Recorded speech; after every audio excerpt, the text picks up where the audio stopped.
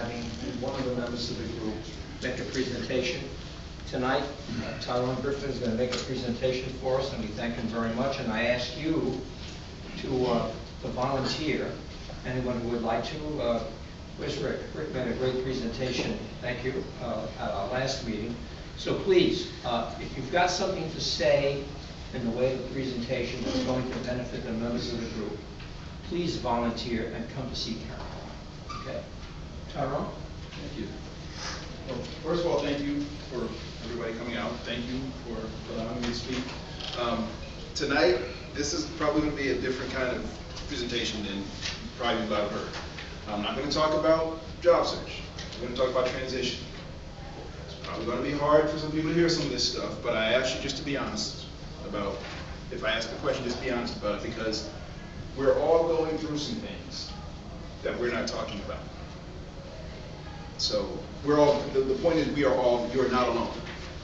There's people in here that are going through things that we haven't said anything about. So I'm not going to ask you to divulge all your personal information or anything like that, but I'm probably going to say some things that are going to hit home. So with that, the name of this presentation is, Are You the Cream or the Crop? Everybody's heard the term, cream of the crop. First question, economic survey. I need by both hands. How many people think we're in a recession? Raise your hands. How many people think we're in a depression? Raise your hands. How many people think we're in a giant bucket of sun?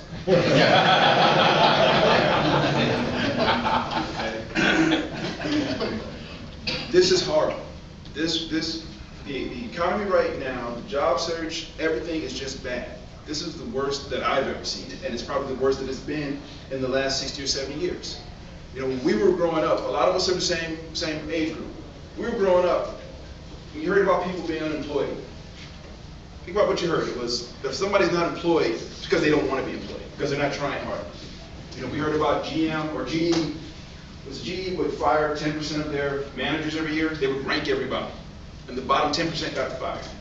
And I remember thinking, well, they're probably not working hard enough. And now, being in this, you realize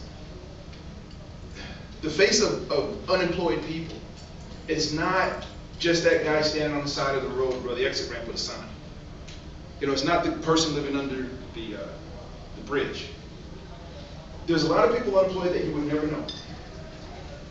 Because we don't wave flags, but the reasons we're unemployed. How many people this has been an eye-opening experience for you? Let me ask this question. How many people in here before they were in transition had to lay somebody off? And at the time, you probably felt bad for them, but you didn't really feel it. And now you look back and you realize how that person felt. And the job search is easy.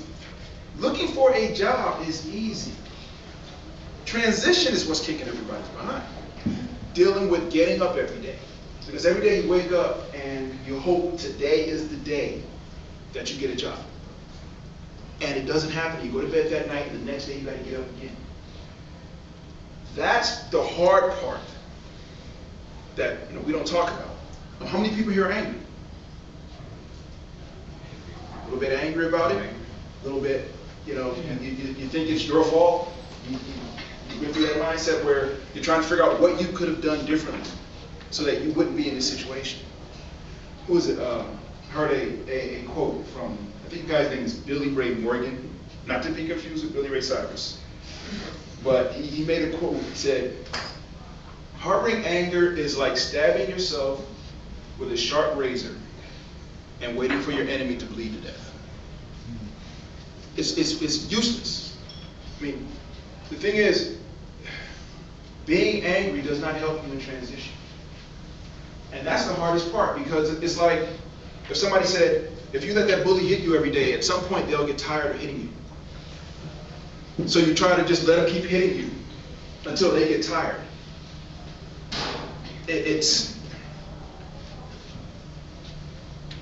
I've been out 15 months. I'm one of the lucky ones. There are people who've been out 2-3 years. I remember when I first came out and heard somebody had been out 3 years, and I said, there were laying people off 3 years ago?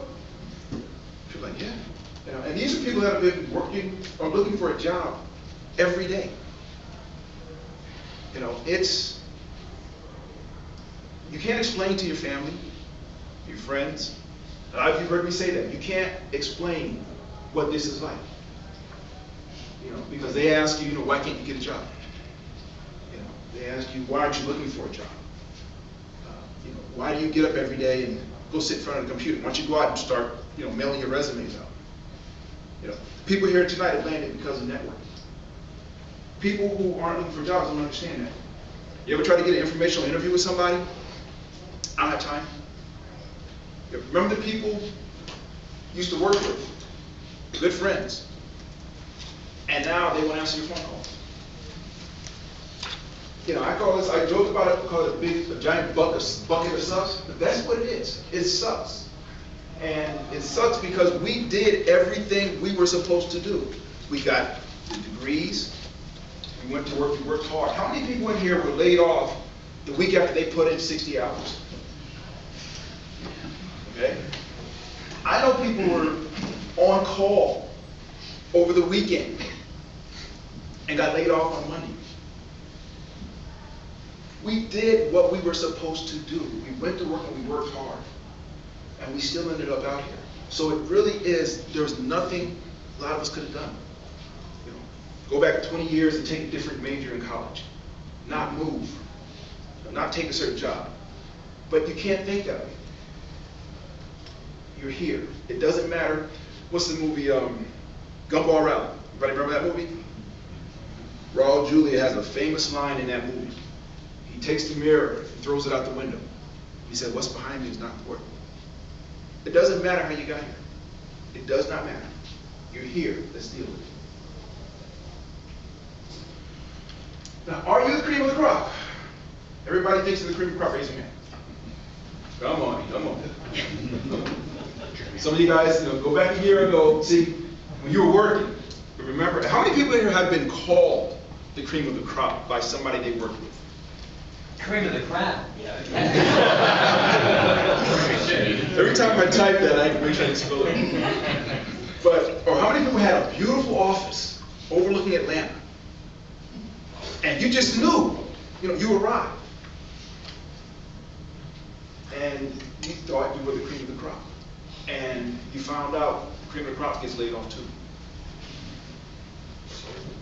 Now, the cream versus the crop. It's easy to spot the cream I wouldn't say crap, the cream and the crop when you're working. 4 quick examples. The crop complains about the job. How many people used to work with complained about the job? I hate Mondays. I hate Wednesdays. I hate Thursdays. I hate this morning meeting. And when somebody says they hate Thursdays, remember we probably all said that at one point. I hate Mondays. Now we're stuck with 7 Mondays a week. Every day is a Monday for us. What was that movie, Groundhog Day? Where you wake up every day and it's the same thing. But when you were working, you knew somebody who complained about the job all the time. But you also knew somebody who was trying to make the job better. That's the difference in the cream and the crop.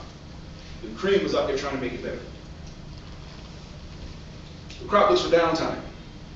They try to finish up so they can have some time to just sit and, surf the web or whatever. But the cream, always busy. Think about those people you used to work with. They were always busy doing something.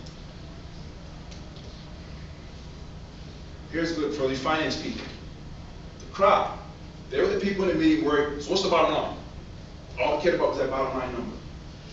The cream, they cared about everything above the bottom line. If you fix the things above the bottom line will take care of itself. But that's the difference in the thinking of the crop and the cream. And finally, the crop ignores the doorman and the janitor. Now think about now, all those times some of you may have walked in and you saw the hired help and you ignored them. And now you look at those people, they got a job.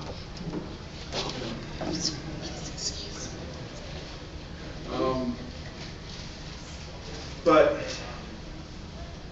no matter how high we got, we are still here. So I said the crop ignores the doorman. and the janitor.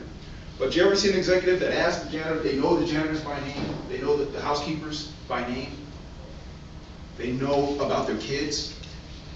Those are the people, when they landed out here, they had already started their network. Okay, that janitor and that housekeeper. I mean, there's stories you hear about people who got stock tips from the guy in the mailroom. And why did he take it? Because the guy in the mailroom was in everybody's office. And he delivered the mail. He saw what mail people were getting delivered, so he knew what was going on in the company. Smart executives are smart people, the cream of the crop. You don't discount anybody like that. You respect everybody as a person, as somebody who's contributing. You think about in transition, you look at, again, the hired help, the people who maybe we didn't see when we went to hotels, we stayed at a beautiful hotel, we didn't see the people cleaning the rooms. And after you've been out here a while, you start realizing, wow, I'm unemployed. These people are working. And you start envying these people that used to ignore. Now, what does the cream of the crop worker actually look like? This is a fictional character, but I hope you understand what the point is. Anybody seen the movie Coming to America? This guy, and again, I know it's a fictional character, but he was a prince. He was a prince of a country, of what, Zamunda, made-up country. But you look at the smile on his face. You look at the enthusiasm that he has for sweeping. Somebody said what? There's no shame in hard work, and there's no shame in looking for hard work. When you can go to work and you're sweeping or mopping, and you do it with the enthusiasm that you see on this guy's face. Remember, our parents used to tell us, if you're going to be a garbage man, be the best garbage man. Whatever you decide to do, be the best at it. And we all heard that, but a lot of people really didn't listen to it. Yep. Because now we're out here, we're hoping to go back to where we were. It'd be great to get the job we left. Or maybe we have to take a step down, or 2 steps down, or 3 steps down. Doesn't matter. If you have the right attitude, because more important than your networks, more important than your LinkedIn contacts, is your attitude. Because there's nothing worse than meeting somebody in the hallway or at the grocery store, and you're mad because you've been in transition, and you find out that was the HR director for Delta. Some of you know I have 2 offices. I have a Panera Bread in Marietta and a Panera Bread by Perimeter. Those are my 2 offices. And in my transition, I go to work every day. I go to those offices. I soak up their Wi-Fi and drink that bottomless sweet tea 5-6 hours a day. At one of them, I met HR director from Home Depot, sitting next to this guy. Didn't know it. I mean, I didn't mean to. We just sitting there both working. Imagine if I had a bad attitude. You never know when somebody's looking at you. You never know. Grocery store, church. Attitude gets you a long way in life. You remember when you were working, there were some people, how can I say, they weren't the brightest bulbs on the shelf. But they had the right attitude. Attitude gets you a long way. Attitude and networking, obviously, but attitude gets you so far. And now it's even more important because right now, and again, I said how many people are angry. We're angry, we're frustrated, we're scared because we're looking out and we're thinking, I could lose my house. I could lose everything.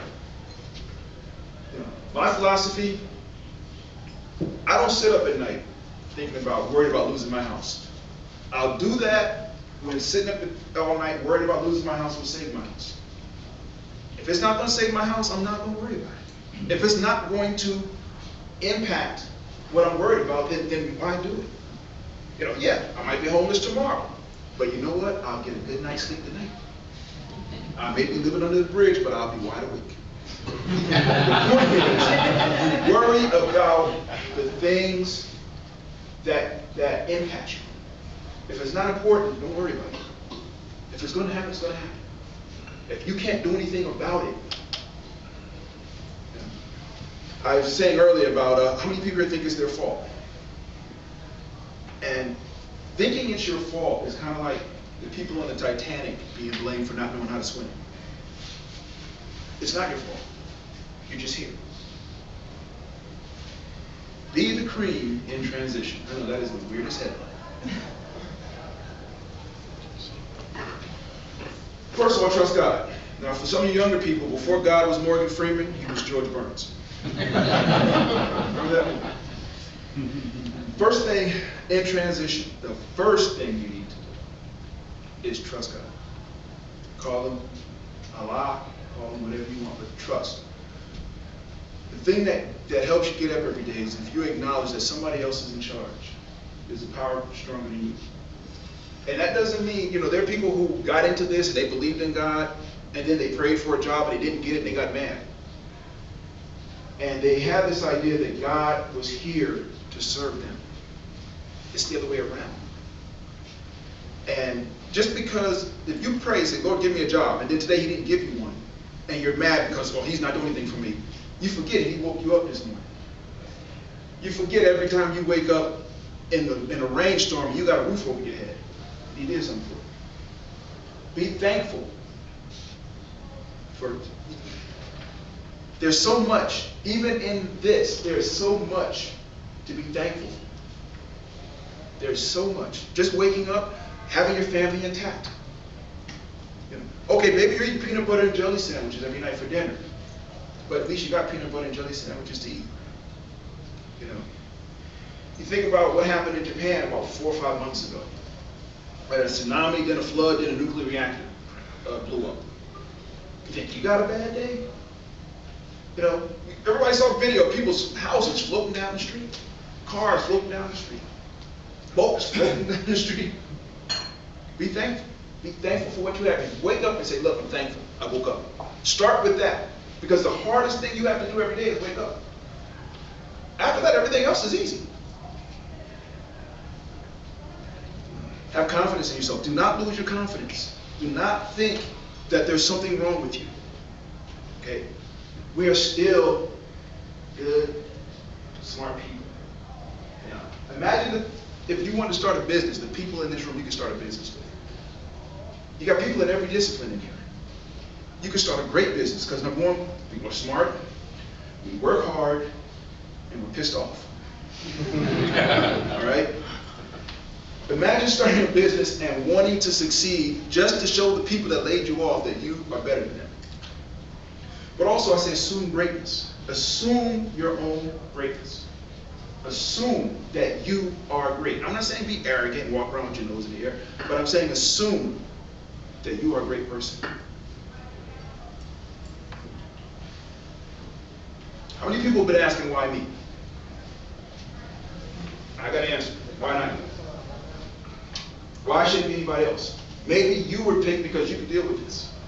See, we all have an opportunity. If we look at this, what is it? The Chinese symbol for change is a threat and opportunity, or something like that. If you look at this time as an opportunity, because we've all had a chance, kind of mid-career, to take a step back and look and say, okay, what have I been doing? And what do I want to do? We have that opportunity because we got thrown off the wheel. But make the best of it. Take this time to look at your career, what you want to do, what you have done with your life, with your relationships, with everything. Because unfortunately, we got a lot of time on our hands right now. But take this time to look at your life and look at what you want to do and look at what you have done and assess, okay, how have I done? And be honest with yourself. Have you saved enough money? Have you been a good friend? Have you been a good spouse? Have you been a good parent? Have you been a good sibling or child to your parents? Take this time and look at that because you have nothing but time. But the goal is when you come out of this to be better. To be the cream of the crop. Because the cream of the crop is in your head. It's not, I can tell you all, hey, you're all the cream of the crop. Doesn't matter. If you don't believe it, if you don't believe that you are a good person, that you are a great person, you know, just like somebody tells you something bad about yourself, and you start internalizing it, you know, and then all of a sudden you start reacting on it because you let somebody else make you feel bad. Let somebody else make you feel good. We're all good people. We're all good people. So when you get up in the morning, look in the mirror and say, okay, I'm a great person. And again, it's not about being arrogant. It's about self-confidence. It's about not letting, because we've all had to get jobs. We've all done that. We've all had to go to interviews and win a job. You just got to do it again, but you know how to do it. The fact that you're out here in transition is not because you're a bad person, you're a dumb person, a lazy person. You were just in the wrong place at the wrong time. Accept that and don't internalize it. Develop a cream of the crop attitude. Now, what is a cream of the crop attitude? First of all, stay busy. Do something. Volunteer. Do something. Don't sit in the house. Some people who know me will say, don't sit in the house with your bunny slippers on. Get out of the house. Go volunteer. Go do something. Cut your grass. Do something. But stay busy.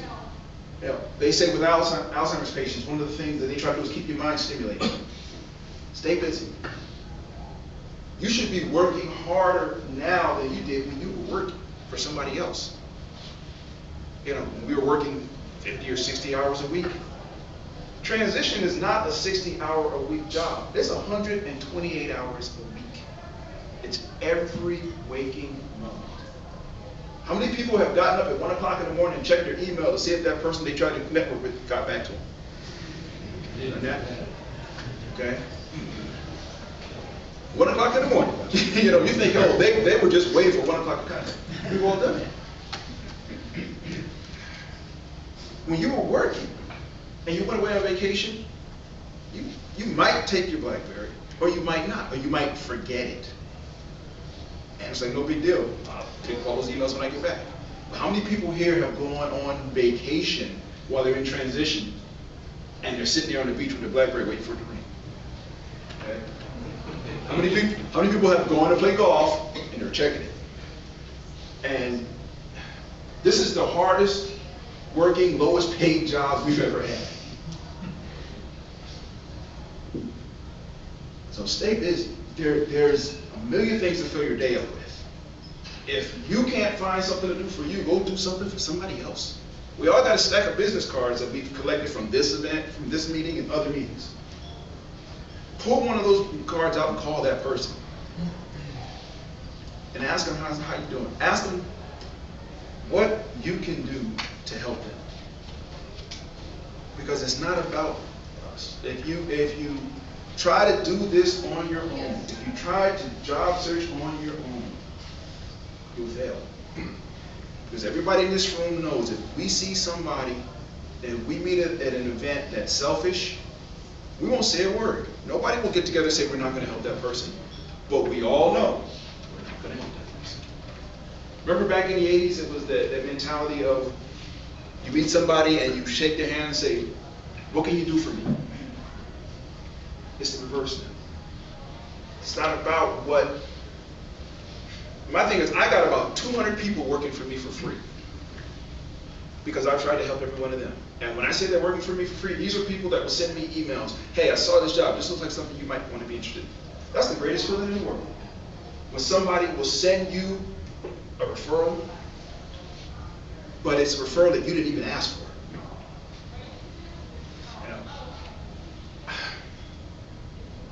I have to confess, I landed this week. I wasn't going to say anything for a couple of reasons. One, because I didn't want it to take this presentation. But something important. I got another interview this week out of state. I got it because somebody in a LinkedIn group that I'm not in sent me an email that went to their group about a job.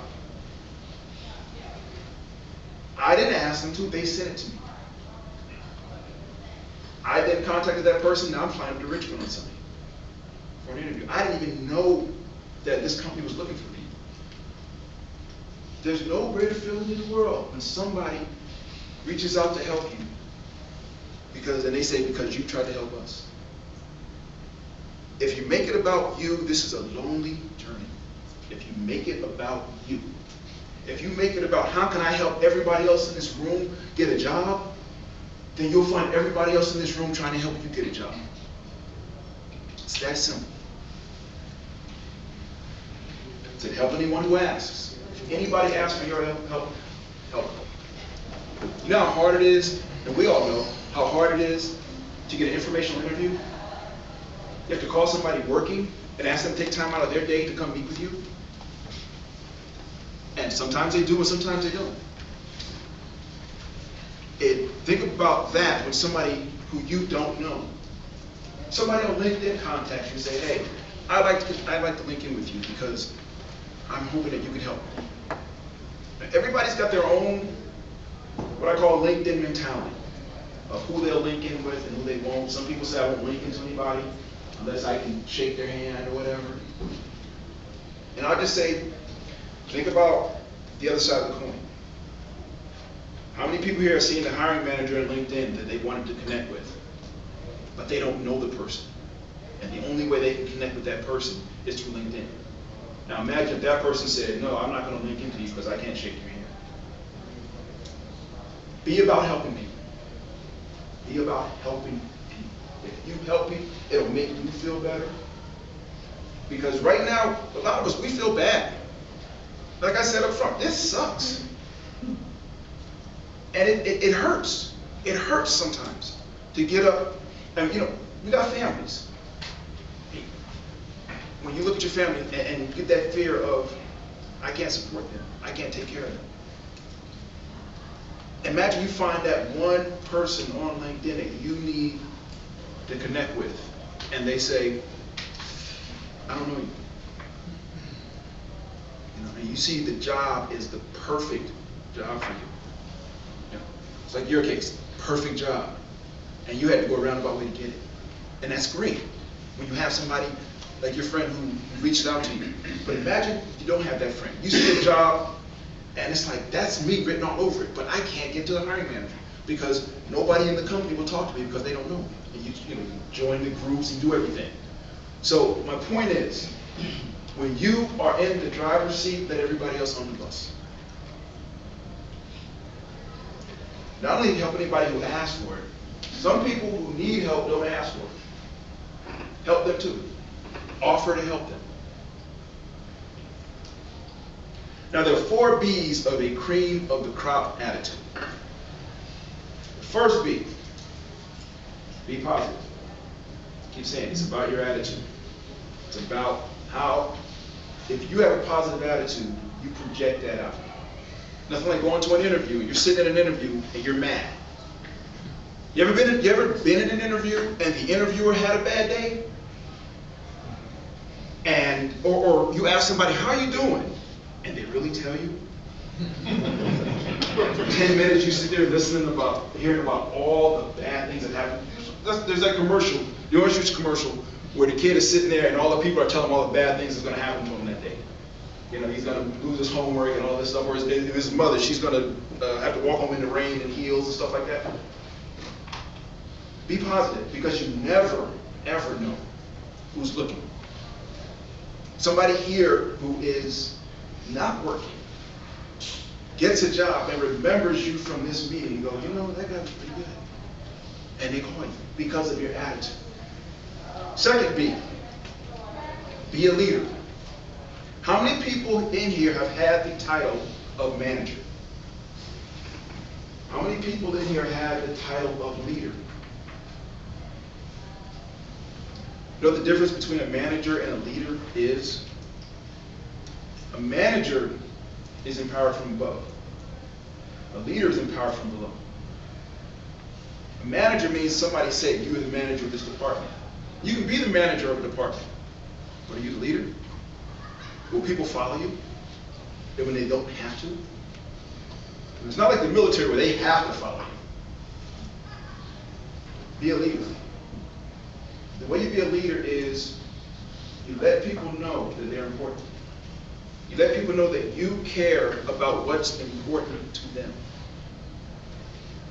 Third one, be humble. Now this is where you have to draw a fine line, because I keep saying you're great. So you have to have a positive attitude, but you have to be humble.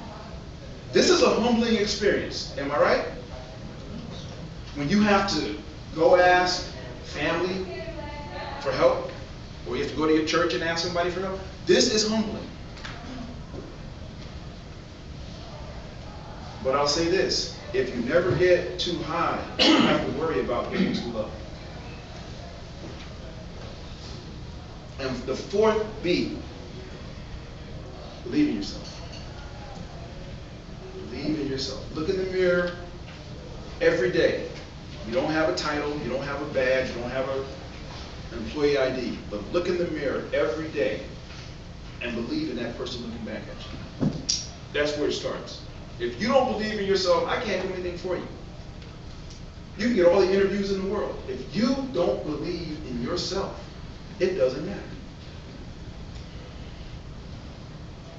I said before, it's not about you.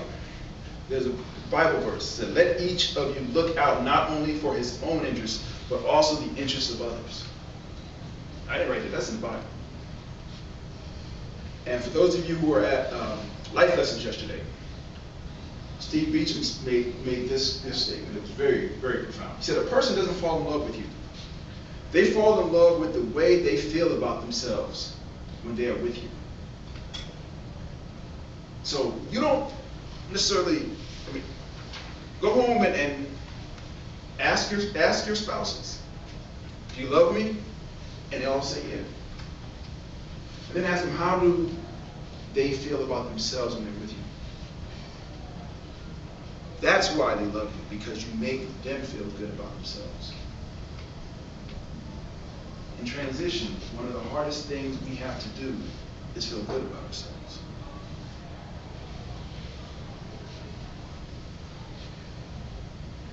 Focus.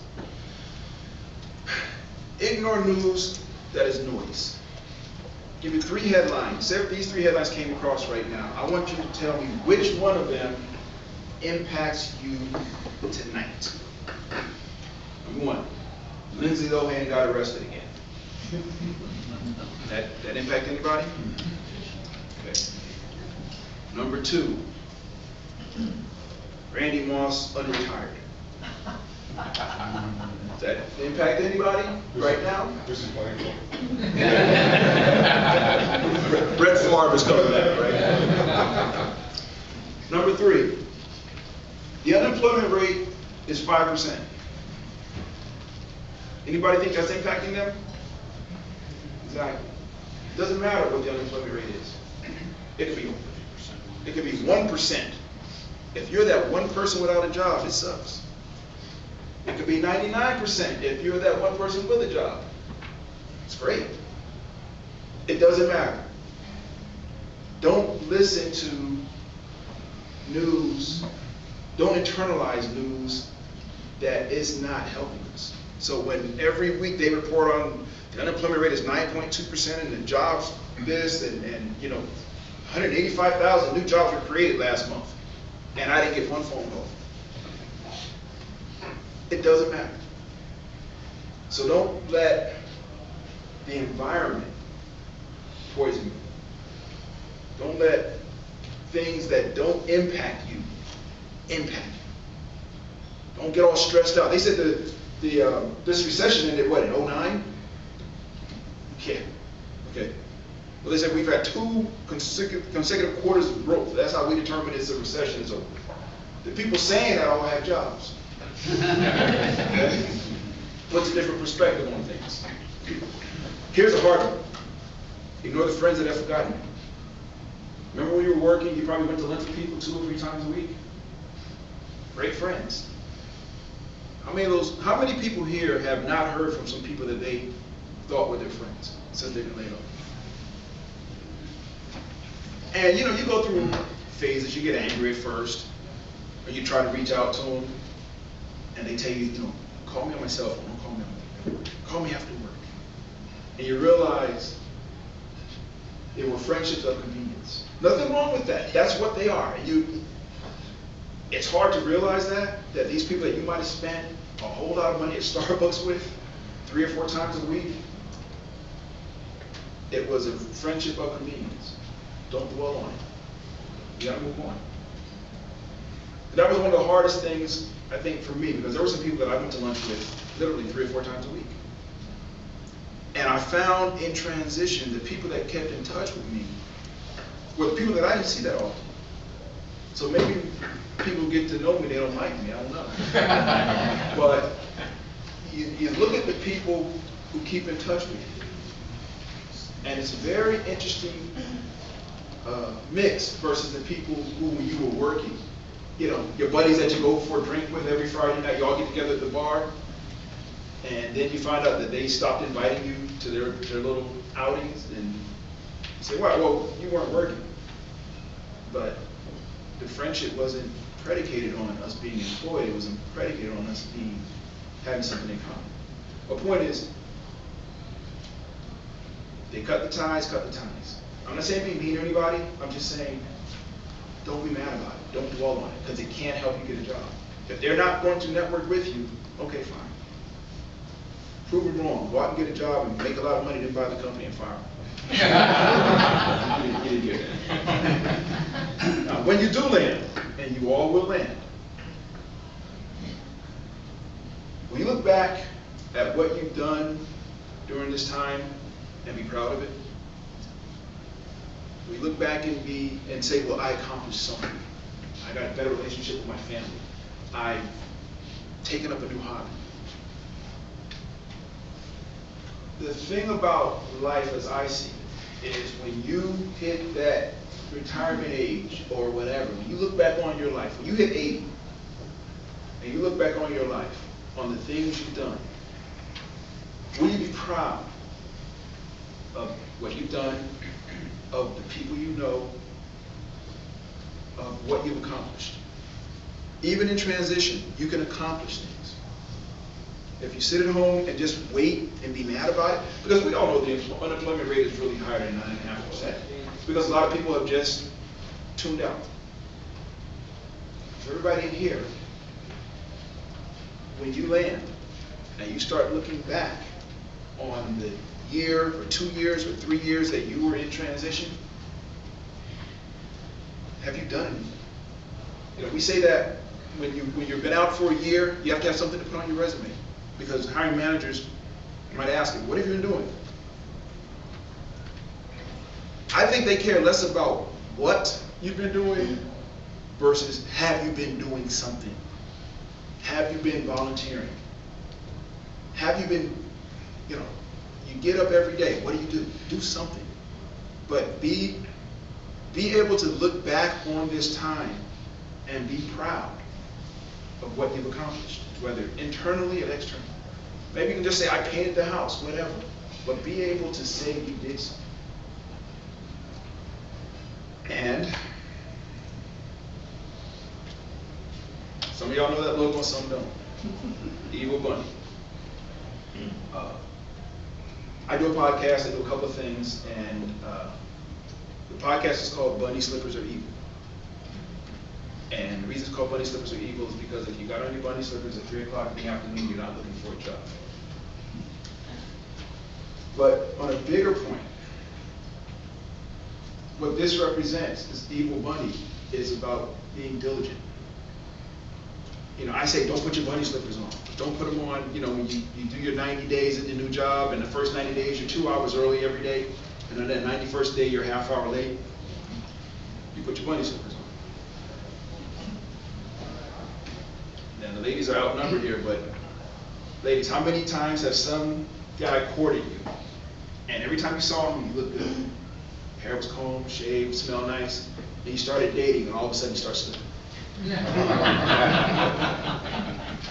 The men in the room, your spouse, your wife, think about what you went through to catch her. Are you still doing it? When we talk about being cream of the crop, the cream of the crop tries harder. Whatever you did to catch your wife, keep doing it. Go home tonight and surprise her. I'll probably get phone calls tomorrow from a lot of happy wives. But it's not just about job searching. If you have a cream of the crop attitude and a mentality, it goes into everything you do. Not just job search, not just relationships. Everything you do your best at. And you continue to do your best at. So if you get nothing else from this presentation tonight, I told you it's going to be different. Be diligent. Keep going. Don't stop. Don't ever relax, because we've all seen what happens. You could work hard and still end up back here in transition. Okay. But if you have kept up the things you have learned this time, if you've kept your network warm, if you tried to help people, you will be surprised how easy it is to open doors when you need them open. You will be surprised how many people come to you to try to help you. You know, how many people had their family, somebody in their family or friends say, how's the job search going? And you just want to hit them. I got a new saying. It's, you know, when people are working and somebody says, we're trying to have a baby. Everybody knows what that's code for. You don't ask them every day, how's it going? You wait for the baby. Somebody asks you, how's your job search going? You're going to say, well, you know, it's going pretty well. And if I had great people like yourself helping me more, it would be going even better. Let me tell you what you can do to help. One or two things will happen. They'll never ask you again. Or if they do ask you, you know this is a person that's committed to helping you, so you'll find out how your friends are.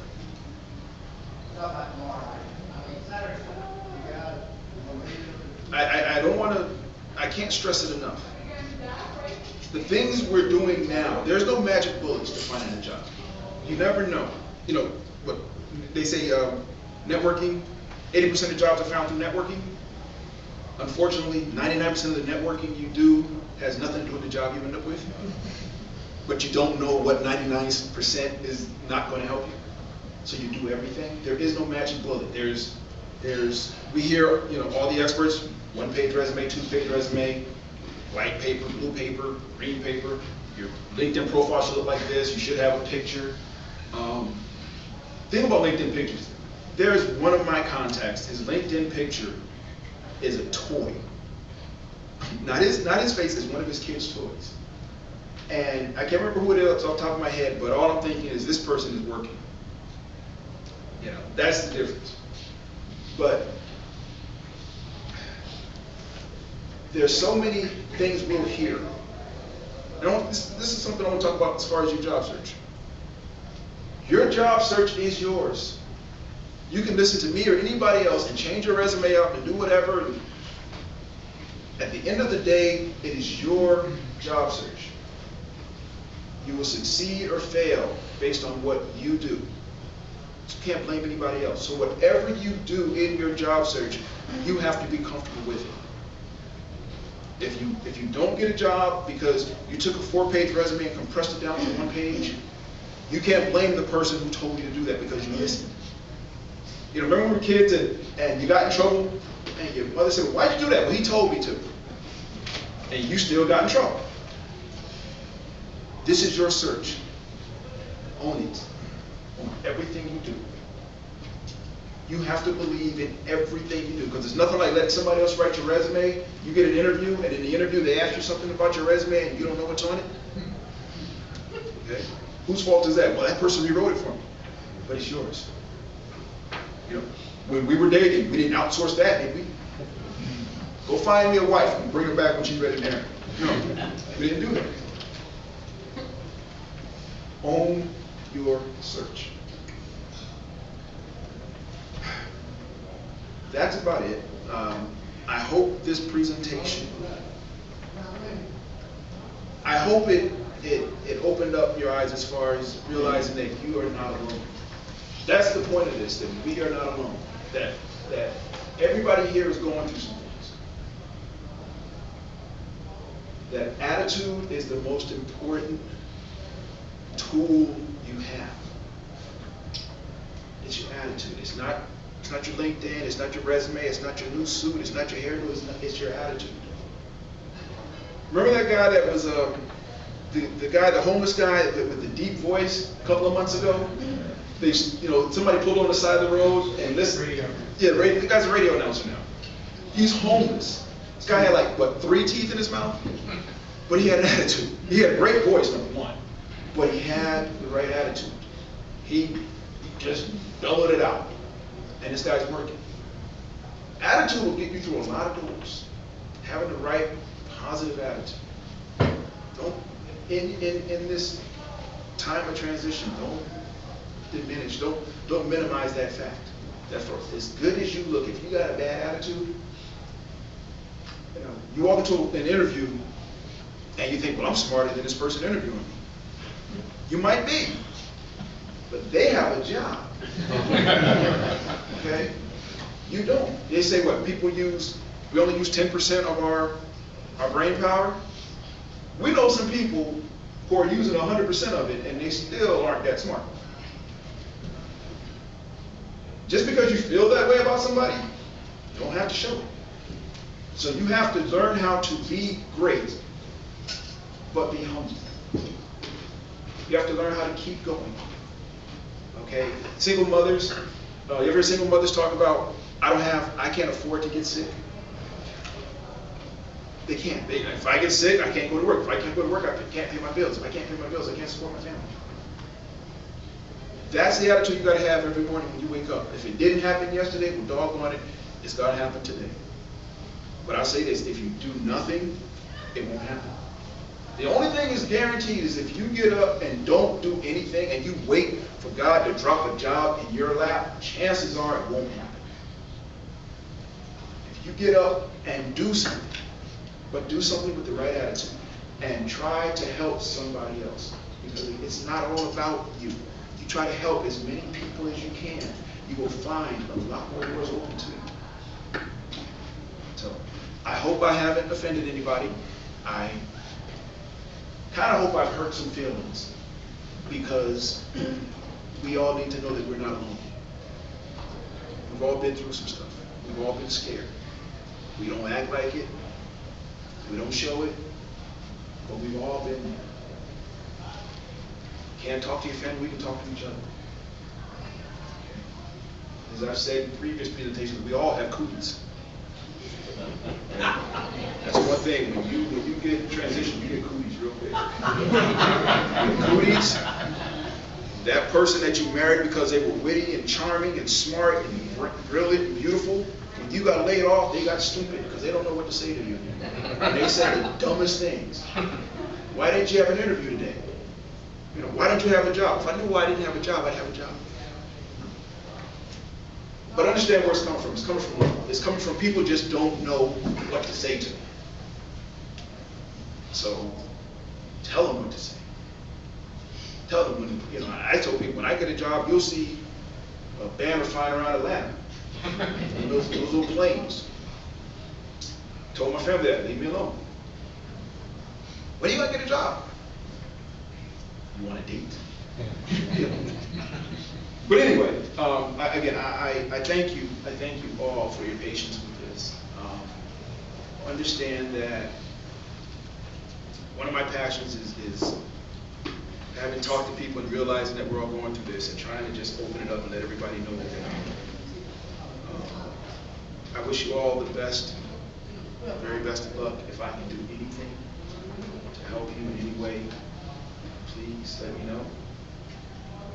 And with that, I have to put my ad up. Here's all the things I'm doing in transition. Because I figured out how to find a lot of free stuff. But as I say, keep busy, keep busy. I have, if you go to bunnyslippersarevil.com, that was a funny name, but it was available. But I do a podcast every week for free. Write a couple of blogs. Got a YouTube channel. I have a resources page. That to me is one of the most important pages. It's got links to all kinds of articles on resumes and where to get quotes for health insurance and where to find out where all the Atlanta meetings are, and all this kind of good stuff. But as I said, I try to, I tell you to keep busy. I can't tell you to keep busy if I'm not busy. So, again, thank you very much. I hope this has been helpful, and I'll turn it back over to Congress.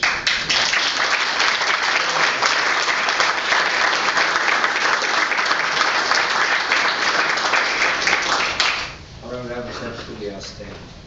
You are the cream, my friend. So really great. Great. Congratulations. And you've been out now, what, 15 months? 15 months, 5 days. Well, you know, you've been pretty someone to admire. 15 months with I landed at Intercontinental Hotels. My background was insurance. 20 years in the insurance industry. It's all about transferable skills. It's transferable skills.